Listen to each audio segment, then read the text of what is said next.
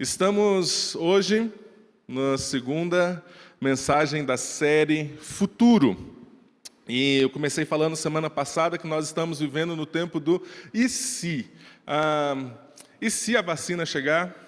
E se a vacina der certo? E se a economia melhorar? Mas também, e se nada disso der certo, funcionar? Como que nós vamos fazer?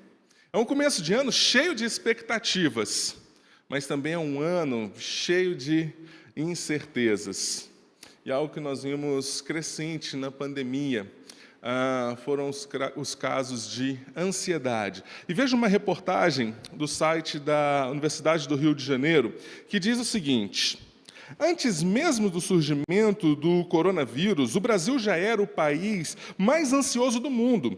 Segundo a Organização Mundial da Saúde, 9,3% dos brasileiros sofrem com a ansiedade. Com a pandemia, os casos de ansiedade aumentaram em 80%, de acordo com o levantamento da Universidade do Estado do Rio de Janeiro.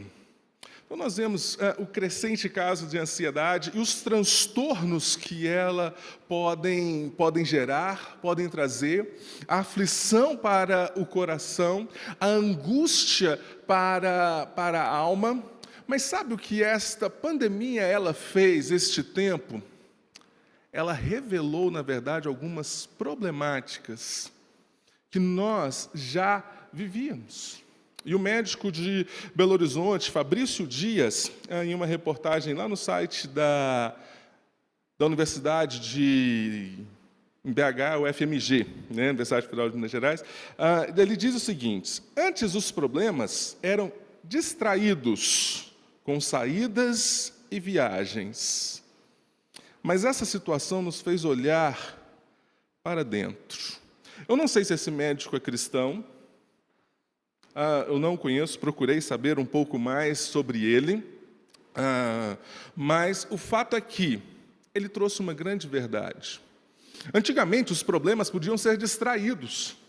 A nossa geração, principalmente, nós poderíamos resolver fazendo uma viagem, saindo, um momento de diversão, um momento com os amigos, e aí chegamos num momento que isso tudo fechou.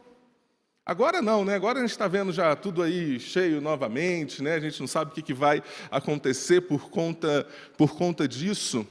Mas o fato é que existiam algumas problemáticas na nossa vida, na nossa geração, na nossa sociedade, e o que a pandemia fez foi atenuar isso tudo. E agora o que está acontecendo? A pandemia nos trouxe para o lugar de enfrentamento com o outro e com nós mesmos. Mas para quem não estava preparado, não está fácil. Quem não esperava este momento, passar por isso, ou seja, ninguém esperava, mas para aqueles, principalmente, que colocavam a sua confiança nas coisas, que colocavam a sua confiança nesses momentos de poder distrair a sua vida, os problemas da alma, do coração, isso tudo piorou. E o que ela tem ainda aumentado, a ansiedade, o que ela ainda tem causado? O medo. O medo de pegar este vírus, o medo de não saber o que vai acontecer se nós pegarmos este vírus. Os irmãos sabem que no comecinho de dezembro eu tive que fazer uma viagem ao Rio de Janeiro por um encontro de uma rede de plantação de igrejas, voltei gripado, não era coronavírus. Fiz os exames. Mas, meus irmãos, aquilo eu ficava pensando toda hora. E se eu peguei? Magro como eu sou. Um corpo atlético, por se dizer. Hipertenso.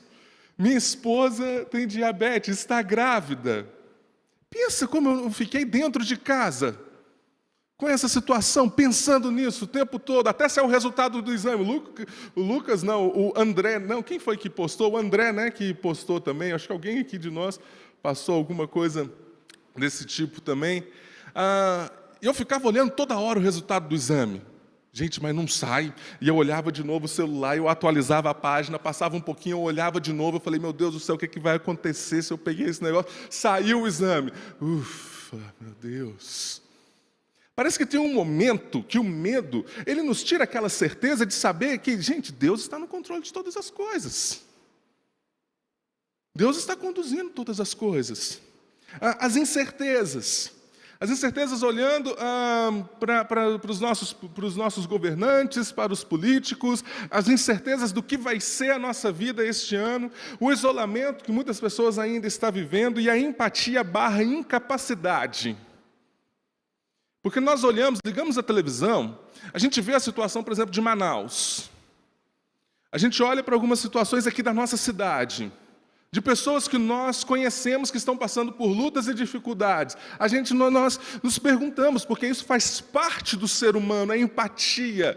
O que eu posso fazer? E aí, quando vem um sentimento de que talvez a gente não pode fazer é nada. Ou podemos orar. Podemos orar, podemos clamar, podemos ajudar um pouco, mas às vezes parece que o que nós fazemos diante de todo o problema que nós estamos vivendo pode parecer muito pouco. E isso gera aflição em nossa vida, isso gera aflição em nossos corações. Mas diante disso tudo, meus irmãos, nós precisamos confiar no Senhor. Nessa série de mensagens nós estamos lendo o livro de Josué. E nós vamos começar meditando hoje no capítulo 5. O foco da nossa mensagem está lá no capítulo 6. Porém, para entender, nós precisamos começar a nossa leitura no capítulo 5, final do capítulo 5 de Josué. Você pode manter o seu texto bíblico aberto. Eu não vou ler todo o texto agora, e nós vamos lendo na sequência da mensagem, e expondo o texto, fazendo algumas aplicações para a nossa vida. Josué, capítulo 5, do versículo 13 ao versículo 15. A palavra do Senhor diz: Estando Josué ao pé de Jericó, levantou os olhos e olhou. Eis que se achava em pé diante dele um homem que trazia na mão uma espada nua. Chegou-se Josué a ele e disse-lhe: És tu dos nossos ou dos nossos adversários? Respondeu ele: Não, sou príncipe do exército do Senhor e acabo de chegar. Então Josué se prostrou com o rosto em terra e o adorou e disse: Que diz meu senhor ao seu servo? Respondeu o príncipe do exército do Senhor a Josué: Descalça as sandálias dos pés, porque o lugar em que estás é santo. E fez Josué assim. Senhor, obrigado por sua palavra, Pai. Necessitamos, ó Deus, da ação do Teu Santo Espírito para dar ação em nossa mente, em nossos corações, para que possamos compreender a profundidade, a beleza e os ensinamentos para as nossas vidas, ó Pai. Te pedimos, ó Deus, que o Senhor fale aos nossos corações, em nome de Jesus. Amém. Capítulo 1 de Josué. Josué é encorajado pelo Senhor. Logo no capítulo, na sequência, no capítulo 2, Josué, então, envia então, os espias para ver Jericó, porque seria o seu primeiro grande adversário, depois de atravessar o Jordão. E aí nós temos o episódio dos espias e Raabe. Logo em seguida, eles atravessam, então, o Jordão, e eles se encontram agora na cidade de Gilgal. O povo estava próximo de Jericó. Gilgal, que ficava a 7 quilômetros do Jordão, e Jericó, que ficava por volta de 11,5 quilômetros ali do Jordão. Ou seja, eles estavam acampados a mais ou menos 7, 8, 9, 10, 11, 4 quilômetros de Jericó. Eles estavam diante do maior desafio da vida deles. Porque eles estavam retornando para casa, para aquela terra que Deus prometeu a Abraão. Mas para chegar naquele lugar, eles precisavam passar por Jericó. Existia uma grande promessa, desde lá, da palavra de Moisés, em Deuteronômio, lá no Deuteronômio, capítulo 20, que prometia a eles que o Senhor lhe entregaria os seus inimigos. O Senhor fortaleceu Josué. O Senhor direcionou a vida de Josué. Mas agora, o próprio Senhor aparece para Josué. E aqui, quando nós olhamos na Bíblia e vemos Senhor escrito em caixa alta, ou no Antigo Testamento, quando nós vemos mencionado o anjo do Senhor e a própria forma com que ele se apresenta, o príncipe do exército do Senhor, aqui então nós sabemos que é a figura de Cristo aqui, do Filho se apresentando em ação aqui no Antigo Testamento. E diante deste grande desafio, antes deste grande desafio, Josué tem um encontro, então, com o próprio Senhor. E veja como é o encontro. Josué olhou e estava diante dele um homem com uma espada nua na mão, ou seja, com uma espada pronta para atacar. Com uma espada já levantada. Josué então pergunta, quem é você? Você é dos nossos ou é dos nossos inimigos, então?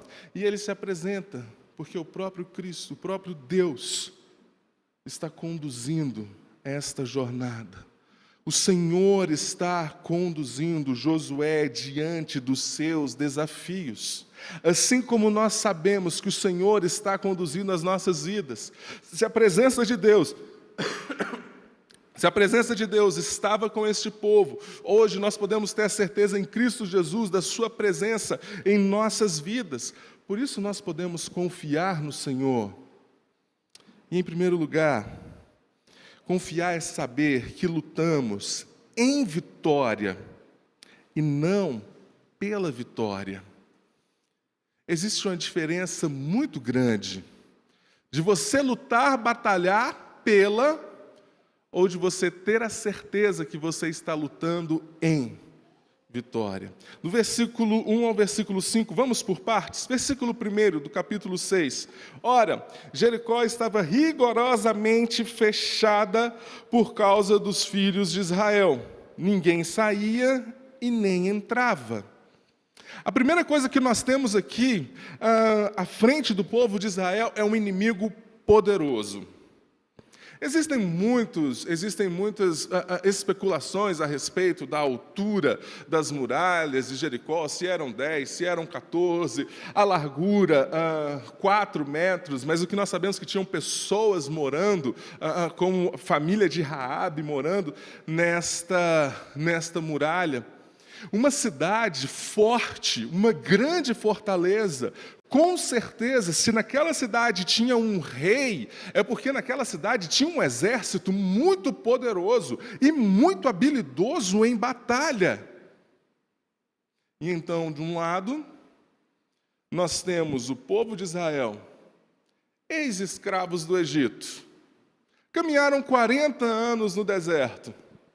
Do outro lado, Jericó, uma cidade cercada, uma cidade fortemente armada, um poderoso inimigo. Se nós estivéssemos numa locução de uma luta, e aquele locutor que chega para anunciar, geralmente esse locutor, ele sempre traz uma voz mais imponente para aquele que todo favorito da luta, aqueles que todos esperam que vai ser o grande vencedor. Provavelmente esse seria Jericó, o favorito nessa batalha, aquele que aos olhos naturais não teria como enfrentar um inimigo poderoso à frente. Mas sabe, meus irmãos, nós precisamos reconhecer que nós também temos inimigos. O livro de Josué, ele ilustra, ele nos conta, ele nos fala a respeito também da nossa caminhada até a terra prometida. Deus que nos tirou do mundo do Egito, nos tratou, e agora nós estamos caminhando rumo a esta terra prometida, e nós temos inimigos, e não podemos negar. Os poderes das trevas, este mundo, a nossa natureza caída, estamos diante de uma batalha. E sabe qual é o maior perigo, sabe qual é a maior estratégia que esses inimigos usam contra as nossas vidas? É achar que eles não existem. É achar que o diabo, que o inimigo, ele não está trabalhando, ele não está militando. É achar que este mundo, que este sistema não está lutando, nós não enfrentamos.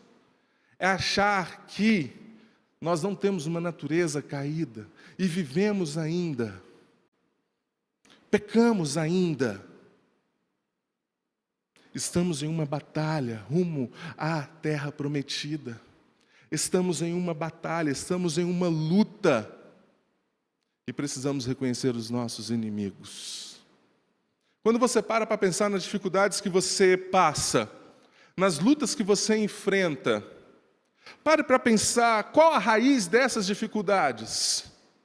Eu sei que, às vezes nós enfrentamos dificuldades por conta da saúde, por conta de uma enfermidade, lógico. Agora pare para pensar em muitas outras lutas desse tempo que causam medos, ansiedade, depressão, que destroem casamentos, que levam filhos para distantes de Deus. Vejam qual a raiz desses problemas, se não são estes inimigos. De onde vêm as lutas do nosso coração? As frustrações da nossa vida? Pare para pensar. E é o que Tiago ele diz. De onde procedem as guerras e contendas? Do coração. Se não da nossa maldade, se não do nosso pecado, se não da nossa natureza caída, se não do diabo que está militando, se não deste sistema, desta cultura que nós estamos enfrentando. Você precisa estar atento, nós precisamos estar atentos. Temos inimigos à nossa frente. E achar que nós não estamos em batalha, viver em uma vida confortável, tranquila, achando que isso não existe, é caminhar para a derrota. Se você não está enfrentando lutas, se você não está enfrentando dificuldades na sua jornada até a terra prometida, até a eternidade com Cristo, se você não tem enfrentado lutas, militando, lutando, se esforçando por viver de modo digno do Evangelho de Cristo Jesus, é porque talvez você pode estar do outro lado do exército, então. Aqui nós temos dois exércitos. O povo de Deus e Jericó. Às vezes você não está atravessando e passando e lutando contra Jericó, mas os portões de Jericó estão abertos para você. Para você viver uma vida confortável e segura segundo os padrões deste mundo. Sem lutar contra esse sistema, contra o pecado. Crisóstomo, ele diz, se você pensa que pode vencer sem lutar e acredita que receberá a coroa sem qualquer batalha, não passa de um péssimo soldado. De um péssimo soldado. Meus irmãos, precisamos ter a certeza que temos inimigos poderosos à nossa frente. Mas nós lutamos não pela vitória, mas em vitória. Porque o Senhor garante a vitória. E veja o versículo 2. Então disse o Senhor a Josué, olha, entreguei na tua mão Jericó, o seu rei e os seus valentes. O Senhor é quem nos garante a vitória. O Senhor é quem nos capacita. O Senhor é quem conduz todas as coisas. Porque nós sabemos que o Senhor cumpre a sua palavra, as suas promessas. O Senhor é quem dá a direção. Do versículo 3 ao versículo 5, lembrando que Josué está num diálogo com o Senhor, aqui ainda, do versículo 3 ao versículo 5. Vós, pois, todos os homens de guerra, rodeais a cidade, cercando uma vez, assim fareis por 6 dias. 7 sacerdotes levarão 7 trombetas de chifre de carneiro adiante da arca. No 7º dia rodeareis a cidade 7 vezes, e os sacerdotes tocarão as trombetas. E será que, tocando-se longamente a trombeta de chifre de carneiro, ouvindo voz, o sonido dela, todo o povo gritará com grande grita, e o muro da cidade cairá abaixo, e o povo subirá nele, cada qual em frente de si. O Senhor é quem garante a vitória. O Senhor é quem nos dá a estratégia. E veja que na estratégia do Senhor aqui não tinha nenhuma instrução militar. Pensa o povo recebendo essa notícia. E veja como que Deus já está tratando este povo, porque se bem lembramos qual era a postura deste povo no deserto, como este povo era no deserto, e Josué ainda está tratando com a personalidade com este povo, que não é um povo fácil, mas agora eles têm ali diante dele uma instrução para obediência. Uma instrução que parece muito estranha, parece mais uma procissão religiosa ou algo desse tipo. Uma cidade com muros altos, fortes, com guerreiros ali em cima desses muros, e vocês vão rodear a cidade. 6 dias.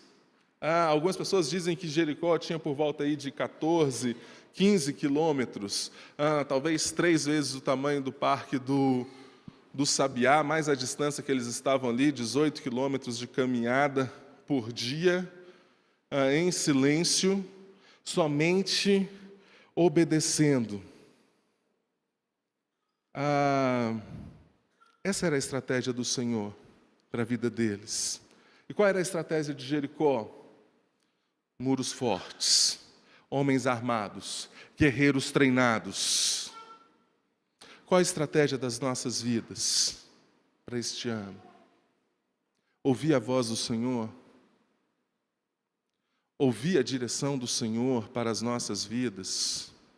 Parar um pouco para ouvir para onde o Senhor tem nos conduzido? Ou andamos segundo as estratégias deste mundo? Andamos segundo os ensinamentos, naquilo que o mundo diz que pode nos fortalecer? E aí, quando chega o momento de dificuldade, quando chega o momento de luta, é que nós vamos ver qual é a nossa verdadeira estratégia de vida. Para onde nós corremos, onde nós nos apegamos. O Senhor deu uma direção clara para o povo de Deus, uma direção de obediência. O Senhor que dá a direção para as nossas vidas, não segundo o modelo deste mundo. Aí chega o momento de crise, de dificuldade. Muitas pessoas correm hoje para os coaches, e existem coaches e coaches, tá, gente? Eu já falei sobre isso aqui com vocês. Para a busca, voltam para si mesmos, se apegam em suas coisas, se apegam no que diz, no seu potencial, no que pode fazer, no que acha que está garantido o futuro, enquanto a direção do Senhor não está ligada a nada desse sistema, a nada deste mundo. Precisamos nos aproximar do Senhor. E às vezes você fala: Bernardo, você não sabe o tamanho do meu problema, cara. Você não sabe o tamanho da minha dificuldade, meu irmão. Você não sabe o que eu estou enfrentando, a luta. O Risby diz o seguinte: nenhuma situação é difícil demais para o Senhor resolver, e nenhum problema é grande demais para Ele solucionar. Precisamos confiar e saber que em Cristo somos mais que vencedores. A história da Bíblia é a história de uma batalha. De Gênesis 3 a Apocalipse, nós vemos uma grande luta, mas quando nós olhamos para essa história, nós olhamos para o Evangelho de Cristo Jesus, para o Filho de Deus que nasceu, que morreu a nossa morte, que pagou o preço dos nossos pecados, nós que estávamos distantes de Deus, Ele foi misericordioso para conosco, mas Ele morreu, e ele ressuscitou. Em Apocalipse diz que ele está sentado no trono e que nós reinaremos juntamente com ele. Cristo Jesus venceu e nós com ele. Podemos confiar que estamos lutando em vitória. Em vitória. Em segundo lugar, confiar é saber com quais armas nós lutamos. Do versículo 6 ao versículo 16, versículo 20, nesse grande bloco, nós vamos ler do versículo 6 ao versículo 8, e eu quero fazer algumas observações. Então Josué, filho de Nun, chamou os sacerdotes, disse: levai a arca da aliança, e 7 sacerdotes levem 7 trombetas de chifre de carneiro adiante da arca do Senhor, e disse ao povo: passai e rodeai a cidade, e quem estiver armado, passa adiante da arca do Senhor. Assim foi que, como Josué dissera ao povo, o povo fez segundo a ordem de Josué e segundo a ordem do Senhor. Mas lembra quem era este povo? Um povo impaciente no deserto. Quantas vezes eles erraram, eles se perderam por conta da impaciência que eles tinham no deserto, por conta da falta de fé que eles tinham no deserto, e agora Deus, o Senhor, manda eles rodear aquela grande cidade durante 6 dias sem fazer absolutamente nada. Deus é pedagógico. Deus está ensinando este povo, Deus está fortalecendo as armas deste povo, a verdadeira arma deste povo. Confesso, se fosse eu, ali naquele momento, eu iria passar e ficar olhando para a muralha. Minha cabeça eu acho que ia até doer, porque eu ia andar 14 quilômetros olhando para o mesmo lado para ver se alguma coisa iria acontecer. Para ver se ia aparecer algum buraco, alguma coisa, algo ia acontecer. No segundo dia, no terceiro dia, eu ia levar uma trena, uma régua, para ver se alguma fenda abriu, para ver se alguma coisa aconteceu ali. Durante 6 dias, o Senhor estava tratando, o Senhor estava fortalecendo aquele povo, segundo a obediência, a fé, a confiança. É isso que Deus estava fazendo aqui.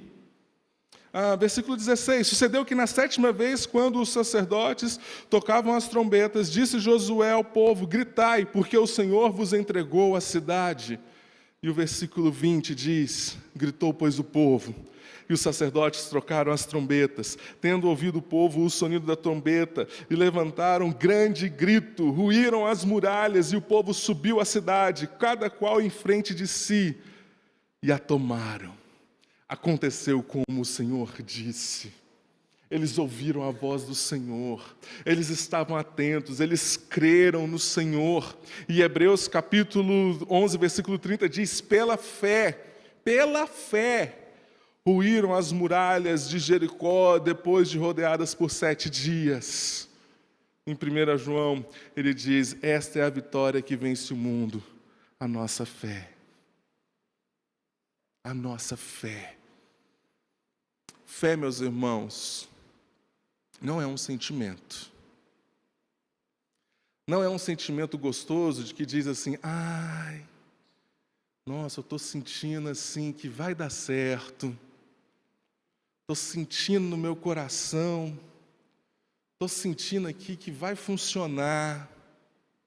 E a gente tem aqui, está na palavra de Deus, mas às vezes se transforma em um grande jargão do evangeliquez, também para algumas coisas que nós queremos em nossa vida, que a paz de Deus seja o hábito do nosso coração. Então, se você tem paz no coração, quer dizer então que essa é a vontade de Deus. Mas, irmão, deixa eu te falar uma coisa: se você não tem relacionamento, se você não conhece o Senhor, dificilmente você vai conhecer a vontade dEle e o que traz paz.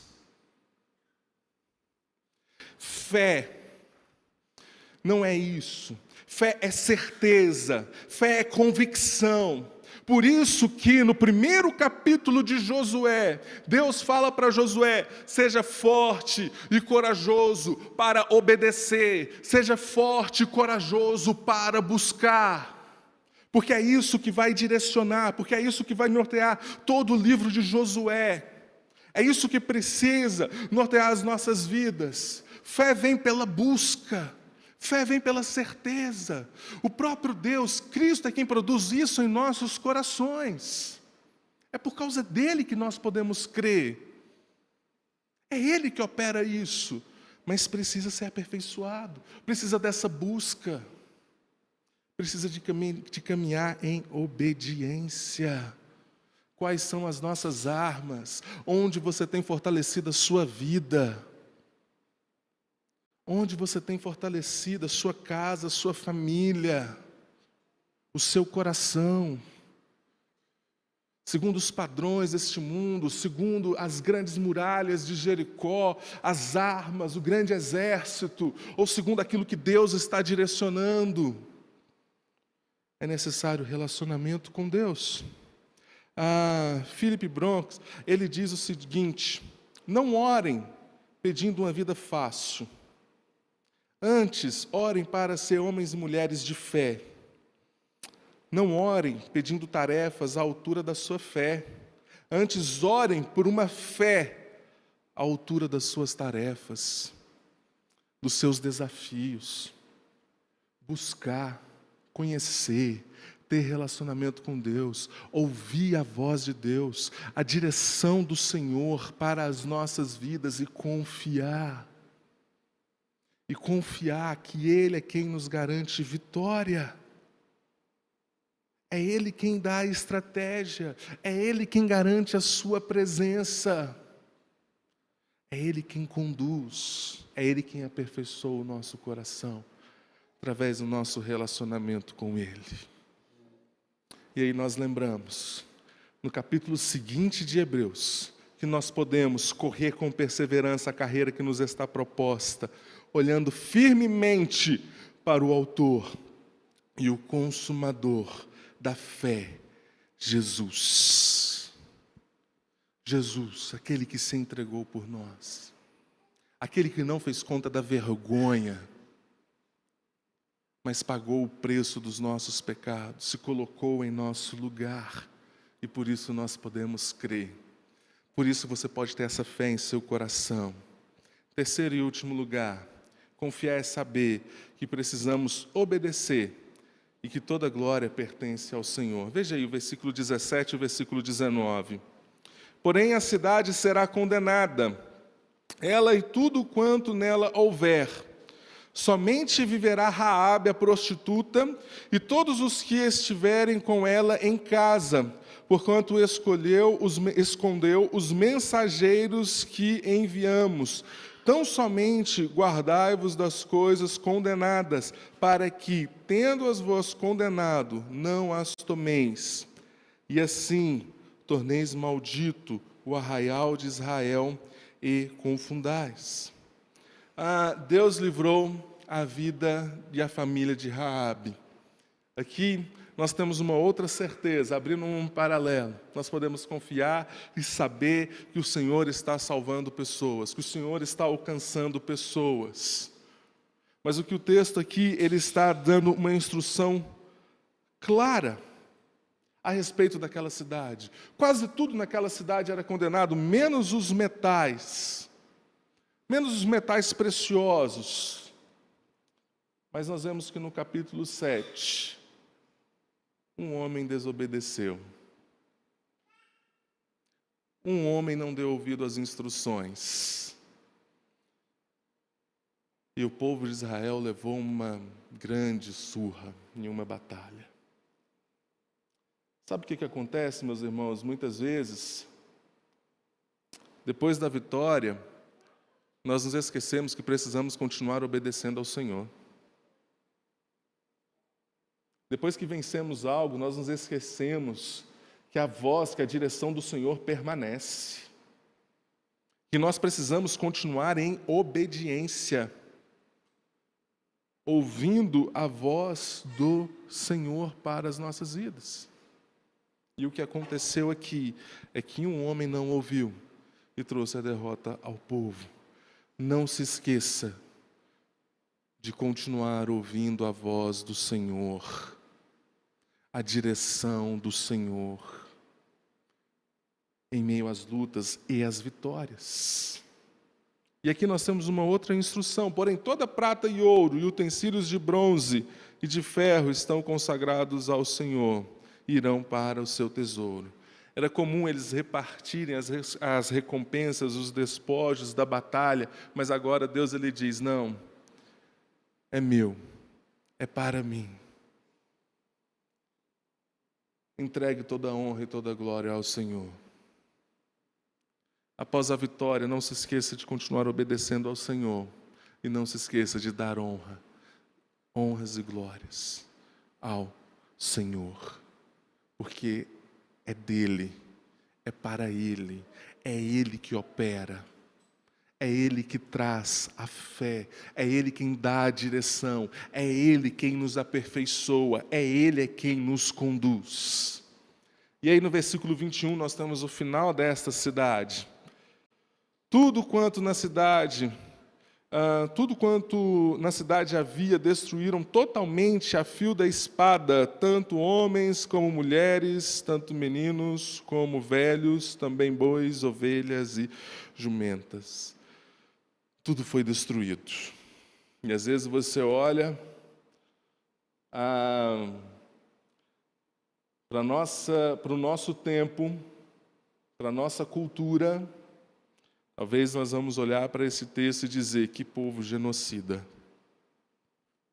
Mas nós precisamos lembrar de algo aqui, de algumas coisas aqui.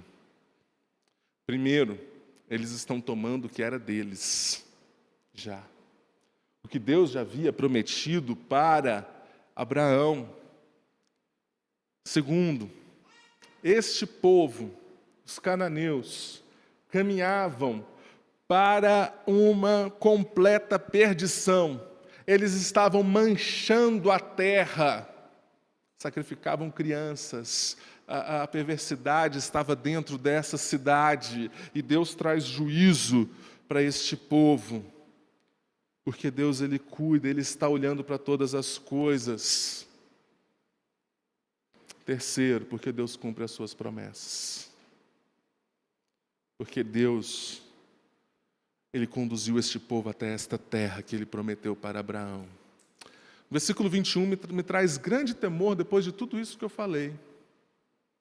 De saber que caminhamos em vitória, de saber que em Cristo podemos aperfeiçoar a nossa fé, de saber que devemos continuar obedecendo, entregando toda a honra e toda a glória ao Senhor, porque veja o poder deste Deus. Veja o poder deste Deus como uma estratégia distante deste mundo, desse sistema, mas é porque Ele está conduzindo todas as coisas.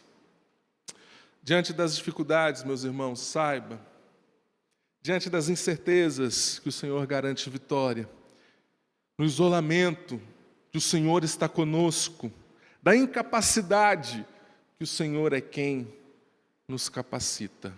Eu quero deixar duas perguntas para você, refletir e praticar. Como você tem aperfeiçoado a sua fé? Qual estratégia você tem usado na sua vida, na sua jornada? O quanto você tem investido em conhecer ao Senhor. Faça um propósito este ano de oração, de leitura da palavra de Deus, de conhecer ao Senhor. Nós investimos tanto tempo em conhecer tantas coisas. Nós temos a palavra de Deus. Você tem entregado toda a glória ao Senhor. Sabe como nós sabemos disso? Se nós continuamos em obediência. E quando caminhamos para um caminho de desobediência, é porque nós achamos que alguma coisa é nossa, que nós temos direito de alguma coisa, que algo é meu, eu posso fazer do jeito que eu quero. Mas quando nós entregamos toda a honra, toda a glória ao Senhor, nosso coração é tomado por temor e nós caminhamos em obediência. Você possa caminhar dessa forma em nome de Jesus. Amém. Vamos orar. Senhor, muito obrigado, Pai, por sua palavra.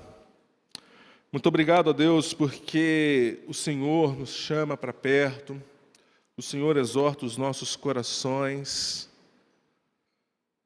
Muito obrigado, Senhor, porque em Cristo Jesus nós temos a certeza da vitória. Apesar, ó Deus, apesar de todas as dificuldades, apesar de olhar para a mídia e ver o caos que está este mundo, ó Pai, apesar das nossas lutas, ó Deus, que só o Senhor conhece, nós sabemos que no Senhor nós temos a vitória, porque o Senhor nos garante a sua vitória, a presença do Senhor conosco, ó Pai, que fortalece as nossas vidas, que nos capacita, que nos chama a um relacionamento com o Senhor, a um conhecimento mais profundo do Senhor, ó Pai, isso fortalece a nossa fé.